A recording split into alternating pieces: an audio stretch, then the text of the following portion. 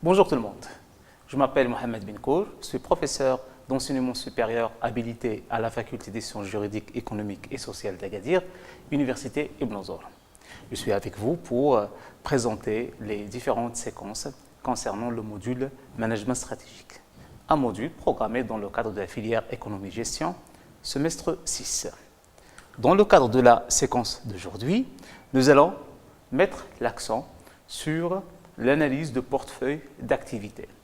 On a déjà commencé ce processus la séance dernière, dans le sens où on a présenté le cycle de vie de produit comme étant un premier outil utilisé par les stratèges et la direction générale pour positionner l'ensemble de ces DAS. Aujourd'hui, nous allons enchaîner dans la même veine d'idées et nous allons présenter les deux matrices, la matrice BCG et la matrice BCG2, la matrice renouvelée. Alors, comme je l'ai expliqué déjà dans la séquence précédente, une matrice, c'est une combinaison entre deux variables, permettant à l'entreprise, tout simplement, de positionner ces différentes DAS selon les deux variables utilisées, selon les deux variables croisées. Donc, c'est un processus, c'est un outil d'aide à la décision permettant à la structure, tout simplement, de prendre la décision et de rendre sa décision stratégique plus pertinente. Nous allons commencer par l'outil le plus important et le plus connu dans ce sens, à savoir la matrice BCG. Alors, la matrice BCG, c'est, comme je viens de le citer, c'est parmi les premiers outils utilisés par les entreprises dans ce sens. C'est un outil d'aide à la décision qui s'appuie sur un principe clair. La méthode BCG elle se base sur tout simplement la notion de cycle de vie de produit. Donc, on essaie de positionner le produit, le DAS selon le cycle de vie de produit. Les indicateurs utilisés par la matrice BCG pour assurer ce positionnement sont deux variables, sont deux indicateurs. Le premier indicateur, c'est la croissance du marché. Alors là, on essaie de mesurer, de présenter la croissance du marché par rapport à ce DAS. Est-ce que la croissance elle est forte ou est-ce que cette croissance elle est faible? Donc, automatiquement, chaque fois qu'on parle de croissance, on parle de besoin de liquidité. Si la croissance elle est importante, elle est forte, ça signifie qu'on a un besoin en termes de liquidité. Ça signifie que l'entreprise doit investir davantage. Deuxième indicateur utilisé, c'est part de marché relative de l'entreprise. Donc, c'est la part de marché de l'entreprise par rapport à ses concurrents. La même chose, on peut faire référence ici à deux situations. Des parts de marché fortes et des parts de marché faibles. Donc, bien sûr, on est dans la logique de comparaison, une logique de positionnement par rapport à la concurrence. Donc, si la croissance de marché mesure le besoin en termes d'investissement, part de marché relative mesure tout simplement la rentabilité dégagée par l'entreprise. Donc, on doit positionner les DAS selon ces deux indicateurs. On croise à la fois le besoin en termes d'investissement, c'est croissance, et la rentabilité générée par le DAS ou le produit, c'est tout simplement part de marché relative. Donc, on doit croiser ces deux variables. C'est le principe de la matrice BCG. Si on croise ces deux variables, nous allons avoir quatre situations, quatre cases stratégiques. Et comme vous pouvez le constater, le taux de croissance, il peut être fort comme il peut être faible. Là, donc, on essaie de positionner les DAS selon le taux de croissance. Deuxième élément, part de marché relative. Ces parts de marché relative, ça peut être soit des parts très fortes ou des parts qui sont faibles. Donc, automatiquement, en croisant ces deux indicateurs, on va voir quatre situations stratégiques ou quatre positionnements stratégiques. Alors, ce qu'il faut comprendre et savoir aussi par rapport à ce point, en termes de croissance faible et élevée, et en termes de part de marché forte et faible, les différentes DAS doivent figurer dans la matrice sous forme de cercle. Donc, par exemple, ici, on a 5 DAS. 1, 2, 3, 4, 5. Et chaque DAS, le diamètre de chaque cercle, il représente tout simplement le chiffre d'affaires réalisé par l'entreprise par rapport à ce DAS et relativement aux autres DAS. Donc, l'entreprise, l'objectif c'est quoi? C'est de positionner les différents DAS selon les 4 situations suivantes. Donc, ici, l'entreprise elle est devant une carte qui va lui permettre de positionner les DAS selon 4 situations. Première situation, c'est ce qu'on appelle tout simplement activité dilemme. Deuxième situation, c'est ce qu'on appelle activité vedette. Troisième situation, activité vache à lait. Quatrième et dernière situation, c'est ce qu'on appelle poids mort. Nous allons voir chaque situation et chaque position à part. Nous allons commencer par l'activité dilemme, ce qu'on appelle DAS dilemme. Alors, c'est quoi une activité dilemme? Regardez bien, comme je l'ai expliqué tout à l'heure, on a un taux de croissance de marché qui est très fort. Donc, la croissance, elle est forte. Et en même temps, on a des parts de marché relatives qui sont faibles. Donc, taux de croissance fort, ça signifie quoi? Que l'entreprise doit investir. Donc, il y a un besoin en termes d'investissement. Mais en même temps, les parts de marché sont faibles. Donc, la rentabilité dégagée, elle est faible. Comme situation, le marché est les promoteurs pour l'entreprise. Pourquoi il est promoteur? Parce que le taux de croissance, elle est là. Le marché, en termes de croissance, il affiche un taux qui est important et significatif. Et les promoteurs, pourquoi? Parce que cette activité, par la suite, peut développer des parts de marché. Pour le moment, il y a un inconvénient, lequel? C'est que mes parts de marché sont faibles. Je dois investir, mais je ne gagne pas assez. Mais peut-être ce sont des activités d'avenir. Ce sont des activités qui vont permettre par la suite à l'entreprise de dégager des rentabilités assez importantes. Donc, le marché semble promoteur, mais l'entreprise elle est mal positionnée. Pourquoi? Parce que des parts de marché sont tout simplement faibles. À ce niveau-là, l'entreprise pose une question légitime. Laquelle? Tout simplement, est-ce qu'elle doit préserver cette activité? Est-ce qu'elle doit continuer à investir dans cette activité? Ou tout simplement, elle doit quitter et abandonner ce segment ou ce DAS? Alors là, bien sûr, c'est l'évolution des parts de marché d'entreprise qui vont apporter des éclaircissements et des éléments de réponse à cette question. Donc, deuxième activité que nous allons voir. Deuxième domaine d'activité stratégique en termes de position stratégique. C'est ce qu'on appelle le DAS vedette ou les activités vedettes. Alors, regardez bien. Le point commun entre vedette et dilemme, c'est qu'elles ont un taux de croissance fort. La même chose, l'activité vedette, elle a un taux de croissance fort. Ça signifie quoi? Ça signifie qu'il y a un besoin en termes d'investissement. Mais ce qui est important aussi, c'est que les parts de marché sont aussi importantes, fortes. Donc, à la fois, j'ai une rentabilité significative, j'arrive à réaliser des flux financiers importants, mais en même temps, j'ai des besoins en termes d'investissement. Ce que je gagne, je dois l'investir. Donc, les deux critères suivants affichent la situation suivante, croissance de marché forte et part de marché tout simplement relative. Donc, cette activité, de point de vue évolution, elle est coûteuse pour l'entreprise. Pourquoi? Parce qu'il y a un besoin en termes de financement et d'investissement. Ce sont des activités qui coûtent tout simplement cher. Mais ce sont des activités aussi qui réalisent des rentabilités assez importantes parce qu'on a des parts de marché significatives. Donc cette activité, par la suite, surtout avec la baisse en termes de besoins d'investissement, l'entreprise va être rentable par rapport à cette activité et dans ce domaine d'activité stratégique. Donc cette activité, c'est généralement une activité d'avenir. C'est une activité d'avenir pour l'entreprise. Troisième situation. Là maintenant, nous allons faire appel à des activités qui affichent tout simplement un taux de croissance faible. Donc automatiquement, un besoin en termes d'investissement qui est faible. Donc l'activité vache à lait, c'est une activité caractérisée par une croissance de marché très faible. Pourquoi? Parce qu'on n'a pas besoin d'investir. Il n'y a pas ce besoin en termes d'investissement. Et parts de marché relatives, elles sont fortes. Donc, j'arrive à réaliser des flux financiers, donc j'arrive à avoir plus de rentabilité financière, mais en même temps, en termes d'investissement, mes besoins d'investissement sont faibles.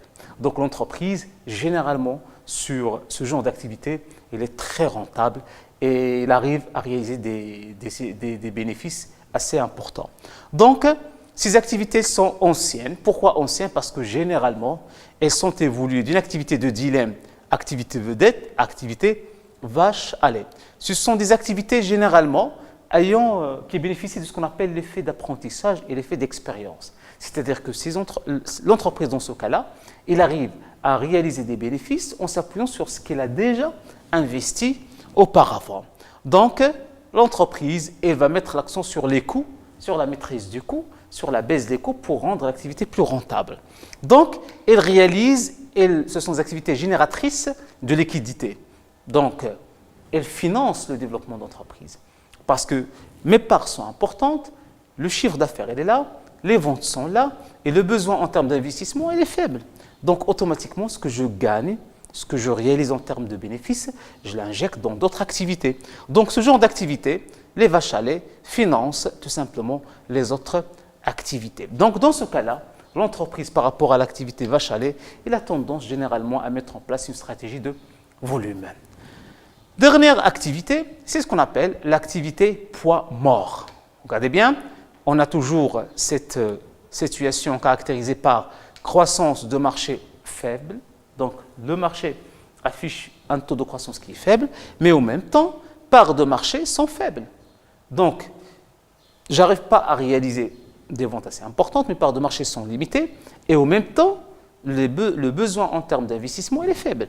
Ceci dit quoi? Que ces activités sont généralement très anciennes, elles généralisent peu de liquidité, et en même temps, il n'y a pas un avenir en termes d'évolution et en termes de maintien. Dans ce cas-là, l'entreprise pose la question suivante.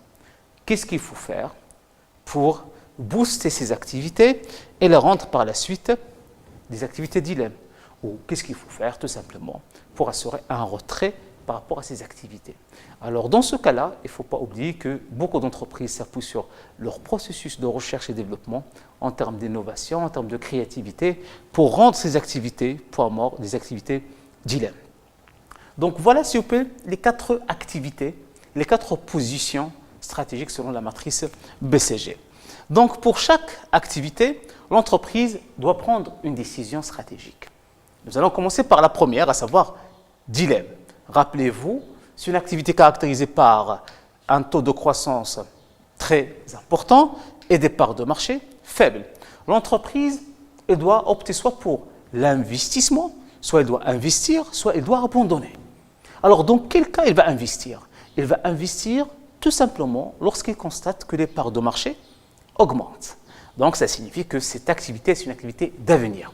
Mais s'il constate que les parts de marché stagnent, voire même ils baissent, alors dans ce cas-là, il doit assurer tout simplement une stratégie de retrait et d'abandon. Pourquoi? Parce que cette activité ne va pas tout simplement permettre à l'entreprise de réaliser des cash flows assez importants et des liquidités assez importantes. Donc là, soit on doit investir ou tout simplement abandonner ou se désengager. Par rapport à l'activité vedette, rappelez-vous que lorsqu'on parle d'activité vedette, on a un taux de croissance très important, très significatif, et on a des parts de marché très importantes aussi. Donc l'entreprise, il n'a qu'à faire une chose, conforter, consolider sa position. Donc il doit maintenir sa politique d'investissement, il doit maintenir l'effort déployé à ce niveau-là, parce que cette activité, par la suite, va être une activité future, surtout si le taux de croissance de marché baisse, donc le besoin en termes d'investissement baisse, et dans ce cas-là, on va réaliser des liquidités très importantes par rapport à notre besoin en termes d'investissement. Donc, c'est une activité par rapport auquel on doit consolider la position. Troisième activité, c'est savoir vache à lait. Donc, lorsqu'on parle de vache à lait, c'est clair. On a des parts de marché très significatives, très importantes, mais en même temps, on a un taux de croissance faible. C'est-à-dire que les décaissements d'entreprises par rapport à cette activité sont inférieurs par rapport à ces encaissements, par rapport à la liquidité générée. Donc, l'entreprise, elle doit mettre l'accent sur une seule chose, rentabiliser. Elle doit rentabiliser ses activités en termes d'investissement, en termes de coûts, en termes de maîtrise de sa structure. Donc, il doit maintenir la position concurrentielle, elle doit améliorer sa productivité. Donc le mot magique par rapport à cette situation, c'est la productivité, c'est la maîtrise du coût. Dernière activité, c'est le poids mort. Généralement, comme vous pouvez le constater, on est dans une logique de taux de croissance faible et une logique de part de marché faible. Donc, généralement, l'avenir pour l'entreprise n'est pas sûr par rapport à ces activités. Qu'est-ce que font la plupart des entreprises qui n'arrivent pas à développer cette activité ou à mettre en place un processus d'innovation? Elles l'abandonnent. Dans ce cas-là, on doit rentabiliser rapidement sans investissement et abandonner progressivement. Donc, il faut mettre en place une stratégie d'abandon et de retrait. Donc, voilà pour les 4 situations, pour les 4 positions stratégiques, comment l'entreprise peut agir, comment l'entreprise peut mettre en place une décision stratégique dans ce sens. Investir ou abandonner pour les dilemmes, consolider sa position pour les vedettes, rentabiliser pour les vaches à lait et abandonner tout simplement pour les poids morts. Attention, l'objectif derrière l'utilisation de la matrice BCG, c'est quoi? Comme je l'ai dit au départ, c'est de positionner l'ensemble des DAS par rapport à ces 4 positions, par rapport à ces 4 types d'activités. Bien sûr, l'entreprise, l'objectif, c'est de chercher à instaurer un portefeuille équilibré. Mais parfois, l'entreprise peut trouver dans ces situations, c'est un portefeuille déséquilibré. Regardez bien, on a toutes les activités de l'entreprise sont placées ici. Vous avez des activités vache à lait et des activités poids mort. Alors, à court terme, l'entreprise elle est rentable. Elle réalise des bénéfices et réalise des liquidités assez importantes. La rentabilité, elle est là. La profitabilité, elle est là. Mais le problème se pose par rapport à quoi? C'est par rapport à l'avenir de l'entreprise. Alors, on réalise des profits grâce aux vaches à lait, mais on n'a pas des activités futures. On n'a pas des activités vedettes et des activités tout simplement dilemme. Donc là, l'entreprise, normalement, doit avoir un portefeuille équilibré. Regardez bien ce portefeuille équilibré. On a dilemme, vedette, vache à lait, poids mort. On a en quelque sorte des activités qui réalisent des liquidités et qui financent d'autres activités. Normalement, la logique stipule qu'une activité dilemme va se transformer à terme en activité vedette et qui va se transformer à terme en activité vache à lait. Et cette dernière, tout simplement, en poids mort. C'est comme le principe, en fait, c'est le principe d'ailleurs du cycle de vie de produit. Lancement, croissance, maturité, déclin. Lancement, dilemme, croissance, vedette, maturité, vache à lait et poids mort, dilemme. Donc, cette évolution va permettre à l'entreprise de garder ce qu'on appelle la continuité de son cycle d'exploitation et son activité. Mais si on a toutes les activités ici, alors à un certain moment, on aura un problème de continuité, un problème en termes de positionnement d'avenir. Donc voilà, s'il vous plaît, tout simplement comment l'entreprise peut utiliser cette matrice pour positionner ses DAS et avoir une idée sur l'évolution future et avoir aussi une idée sur la situation en termes d'investissement et la situation en termes de liquidité générée par chaque domaine d'activité stratégique. La deuxième matrice que nous allons voir, c'est la matrice BCG2. Alors, c'est une matrice qui a été améliorée, renouvelée par le cabinet Boston Consulting Group. C'est toujours dans le sens de positionnement des activités et des domaines d'activité stratégiques selon 2 indicateurs. Alors, la matrice BCG, elle a été améliorée, la deuxième matrice, elle a fait l'objet d'amélioration par le cabinet BCG, dans le sens où il a pris en considération la notion de l'avantage concurrentiel ainsi que la possibilité de différenciation concurrentielle. Donc là, on a croisé 2 variables. La première variable est l'avantage concurrentiel, est-ce qu'elle est faible ou elle est élevée, et la possibilité de différenciation concurrentielle. Est-ce que il y a beaucoup de possibilités? Est-ce que les possibilités sont nombreuses ou tout simplement elles sont limitées? Donc, croisement de ces 2 variables, de ces 2 indicateurs, va donner lieu à 4 situations stratégiques. La situation fragmentée, la stratégie de spécialisation, la situation d'impasse et la stratégie de domination par les coûts. Donc, comme vous pouvez le constater, et à l'instar de la première matrice BCG1, donc on est devant 4 positions stratégiques. La première matrice BCG, 1, il a mis en place 4 activités, à savoir dilemme, vedette, vache à lait, poids mort. La deuxième matrice de BCG, il a mis en évidence situation fragmentée, stratégie de spécialisation, situation ou stratégie ou situation d'impasse et stratégie de domination par les coûts. Alors, comment se positionnent ces différentes activités? Nous allons voir la première activité, à savoir la stratégie ou la situation fragmentée.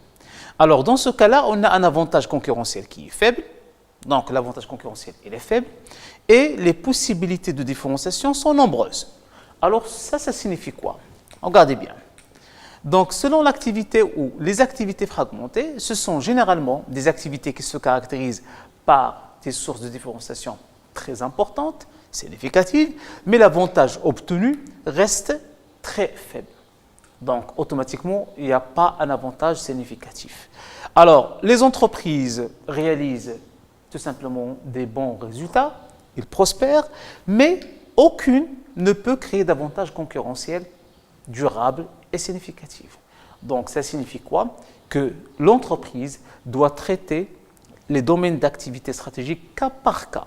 Donc, elle doit traiter les situations cas par cas. Donc, attention, on peut mettre en place une stratégie axée sur la différenciation. Les sources de différenciation sont nombreuses, mais la situation présente tout simplement une caractéristique, à savoir que malgré cette différenciation, l'avantage concurrentiel reste faible. Deuxième situation, ou deuxième position, à savoir les activités de spécialisation. Alors, lorsqu'on parle des activités de spécialisation, comme vous pouvez le constater, on est dans le cadre d'un avantage concurrentiel très important, élevé, et les sources de différenciation sont multiples. Donc, l'entreprise, dans ce cas-là, elle doit mettre en place une stratégie axée sur la spécialisation. Donc, la stratégie de spécialisation, dans ce cas-là, elle se caractérise par, tout simplement, comme je viens de le dire, des sources importantes en termes de différenciation et un avantage concurrentiel qui est significatif. Donc, l'entreprise, dans ce cas-là, elle doit se spécialiser, elle doit choisir un créneau, une niche pour tout simplement mettre en place une stratégie axée sur la différenciation.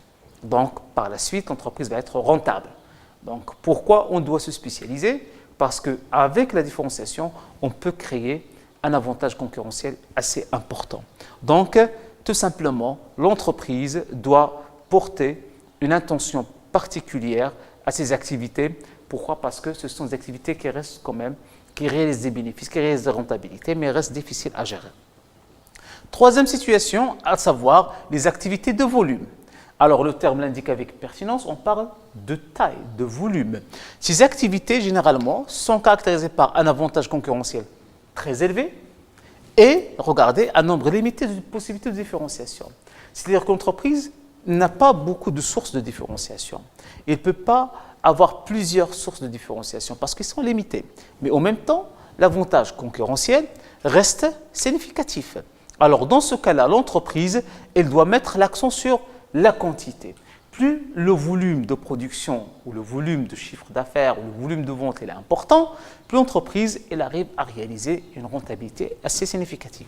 Donc, à ce niveau-là, l'entreprise doit jouer sur tout simplement la taille, la source de différenciation, la source, soi-disant, d'une bonne position concurrentielle, c'est mettre l'accent sur la taille, sur l'effet de volume et de masse. Quatrième et dernière situation selon l'activité ou la matrice BCG, c'est l'activité d'impasse. Alors, ce sont des activités caractérisées par toujours des sources de différenciation limitées et un avantage concurrentiel faible. Donc, il n'y a pas assez de sources de différenciation et en même temps, l'avantage concurrentiel, il est faible. Donc, dans ce cas-là, toutes les entreprises réalisent, soi-disant, des rentabilités qui sont proches. Donc, étant donné qu'on n'a pas un avantage assez important, on n'arrive pas à se différencier des concurrents, on n'a pas assez de sources de différenciation. Donc, presque les entreprises, elles ont la même situation. Donc, ils utilisent les mêmes axes stratégiques, peut-être les mêmes stratégies. Et dans ce cas-là, il n'y a pas vraiment une grande différence entre les différentes entreprises. Donc, dans ce cas-là, le tant que l'activité, tant que le marché affiche un taux de croissance, c'est une bonne chose. Ça signifie qu'on va continuer quand même à exercer, à réaliser une rentabilité. Mais dès le moment que le taux de croissance du marché affiche tout simplement une baisse, et dans ce cas-là, l'entreprise va avoir un grand problème. Donc, cette situation d'impasse va pousser l'entreprise tout simplement à trouver d'autres situations, à mettre en place ou à investir par rapport à d'autres activités, peut-être nouvelles activités innovantes. Donc, voilà, s'il vous plaît, les 4 positions stratégiques de DAS selon la BCG ou la matrice BCG2. Donc, on vient d'expliquer la notion de l'activité fragmentée, l'activité ou la stratégie de spécialisation, la stratégie de domination par les coûts ou la stratégie de volume et en fin de compte, bien sûr, la stratégie d'impasse. Donc, ou la situation d'impasse. Donc, l'entreprise, dans ce cas-là, elle doit bien sûr positionner l'ensemble des DAS par rapport à ces 4 situations pour prendre en considération la stratégie ou la décision qu'il doit mettre en place. Merci.